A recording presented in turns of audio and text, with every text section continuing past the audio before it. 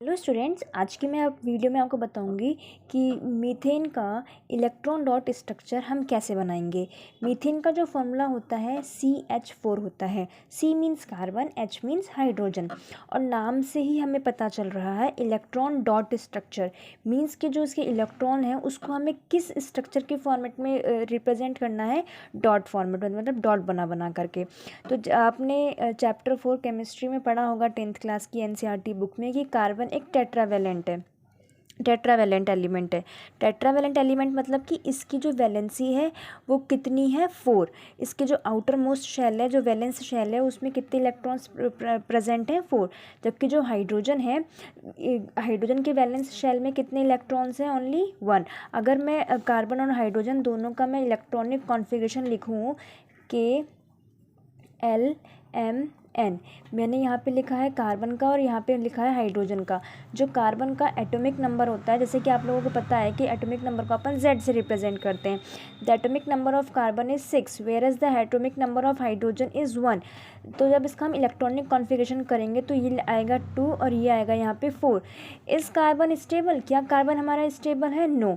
जबकि अगर हम हाइड्रोजन का करेंगे तो हाइड्रोजन के K शेल में सिर्फ सिंपल कितने इलेक्ट्रॉन्स आएंगे, 1। कि क्या हमारा हाइड्रोजन भी स्टेबल है? नहीं। तो हाइड्रोजन को कितने इलेक्ट्रॉन्स चाहिए, एक और इलेक्ट्रॉन ले लेगा तो उसके K शेल में 2 इलेक्ट्रॉन्स हो जाएंगे, तो वो स्टेबल हो जाएगा। जबकि कार्बन जो है उसको 4 इलेक्ट्रॉन्स, या तो वो 4 इलेक्ट्रॉन्स लेगा या तो फिर वो 4 इलेक्ट्रॉन्स देगा, तो फिर वो स्टेबल हो जाएगा। अगर वो 4 इलेक्ट्रॉन्स और ले लेगा, 4 इलेक्ट्रॉन्स के साथ शेयरिंग कर लेगा, तो वो उसके जो L शेल है उसके कितने, इसमें कितने इलेक्ट्रॉन्स हो जाएंगे, 8 इलेक्ट्रॉन्स हो जाएंगे। और 8 इलेक्ट्रॉन्स होने के बाद जो अपना कार्बन है वो भी क्या हो जाएगा, स्टेबल हो जाएगा। तो ये एलिमेंट की प्रॉपर्टी होती है कि उनको अपना जो वैलेंस शेल होता है, जो आउटर मोस्ट शेल होता है, उसको कम्प्लीटली फिल करना होता है। कम्प्लीटली फिल करने से वो क्या हो जाते हैं, खुद को स्टेबल बना लेते हैं। अब इस मीथेन का हम इलेक्ट्रॉन डॉट स्ट्रक्चर बनाएंगे। मीथेन का इलेक्ट्रॉन डॉट स्ट्रक्चर देखो ऐसे, ये लिखा मैंने कार्बन की वैलेंसी कितनी है, 4। वैलेंसी मतलब कि वो उसको कितने और इलेक्ट्रॉन्स चाहिए स्टेबल होने के लिए, 4।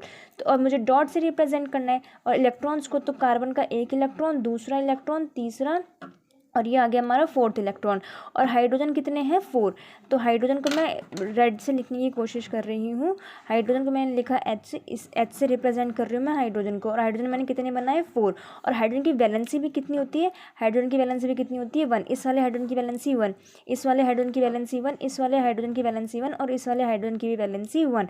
अब जब मैं इन दोनों में बॉन्ड बनाऊंगी तो कार्बन और हाइड्रोजन के बॉन्ड में ये बन गया मेरा सिंगल बॉन्ड। कार्बन और इस वाले हाइड्रोजन के बीच में बन गया ये वाला सिंगल बॉन्ड, और इसके बीच में भी सिंगल बॉन्ड, और इसके बीच में भी सिंगल बॉन्ड। अब आपको मुझे बताना है कि क्या कार्बन और हाइड्रोजन स्टेबल हो गए। चेक करते हैं। देखो, हाइड्रोजन को स्टेबल करने के लिए अपन ने क्या कहा था, उसको एक इलेक्ट्रॉन और चाहिए, तो हाइड्रोजन क्या हो जाएगा अपना स्टेबल। अगर मैं इसको ऐसे रिप्रेजेंट करूं तो क्या हाइड्रोजन के पास 2 इलेक्ट्रॉन हो गए, क्या हाइड्रोजन स्टेबल हो गया? हाँ। क्या मेरे सारे हाइड्रोजन स्टेबल हो गए? हाँ। ये देखो, यहाँ से भी ऐसे और यहाँ से भी ऐसे, तो मेरे जो हाइड्रोजन है वो सारे जो हैं वो स्टेबल हो गए।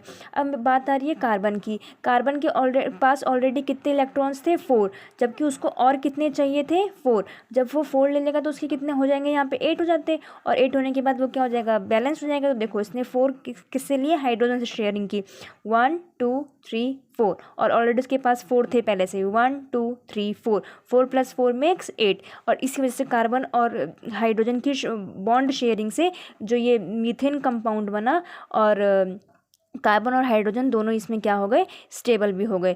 तो यही था मेरा electron dot structure of methane, जो कि 10th क्लास की NCERT बुक में मेंशन है। आपको मेरा ये वीडियो कैसा लगा प्लीज़ मुझे कमेंट करके ज़रूर बताएं।